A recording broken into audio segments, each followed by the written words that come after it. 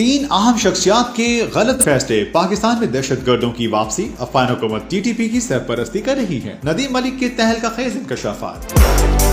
एक निजी चैनल के प्रोग्राम में गुफ्तगू करते हुए सीनियर सहाफी नदीम मलिक ने कहा कि पाकिस्तान तवील अरसे से दहशतगर्दी की लपेट में है। दुनिया ने बहुत से इल्जाम लगाए कि हम लाइन के दोनों तरफ खेलते हैं, लेकिन एक तारीख है इस पूरे खित्ते की और हमारे और अमेरिका के इत्तेहाद की। इसमें बहुत सारी ऐसी मनफी चीजें हैं जिसने पाकिस्तान के लोगों का जानी और माली नुकसान किया।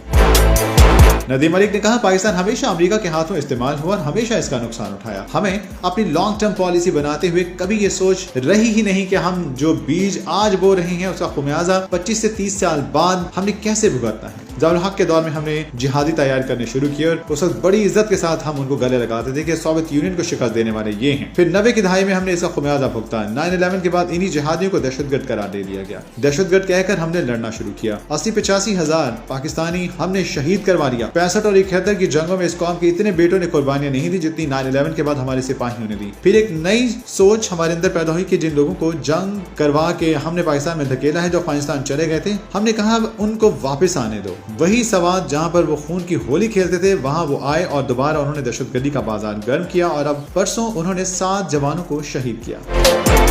नदीम मलिक ने कहा कि हमारे जो थिंक टैंक हैं उनकी अकल घास खाने चली जाती है जब वो पॉलिसी साजी करते हैं। इनको नजर नहीं आता कि जब हम दहशतगर्दों को वापस आने देंगे तो फिर वो धमाके करेंगे, हमारे जवानों को शहीद करेंगे। जब हम दोबारा उनको आबाद कर रहे थे तब आपका पता नहीं था कि इनकी तरबियत, सोच और ट्रेनिंग क्या है। ये जनरल बाजवा, जनरल फैज और इमरान खान का किया हुआ है। इसी पार्लियामेंट में ये फैसला किया गया था। इस मीटिंग में शहबाज शरीफ भी मौजूद थे। तब उन्होंने जनरल बाजवा की तारीफें करने के अलावा कुछ न किया था। नदीम मलिक का मजीद कहना था कि दफ्तर खारिजा ने आज कहा है कि अफगानिस्तान में इक़्तिदार में रहने वालों में कुछ अनासिर टीटीपी की सरपरस्ती कर रही हैं। ये बहुत पावरफुल स्टेटमेंट है, लेकिन काश आपने पहले आंखें खोल ली होती। ये हमेशा से ही एक थे, कभी टूटे ही नहीं थे। आपको बस आज एहसास हुआ है, पहले पता नहीं आप कहां सोए हुए थे।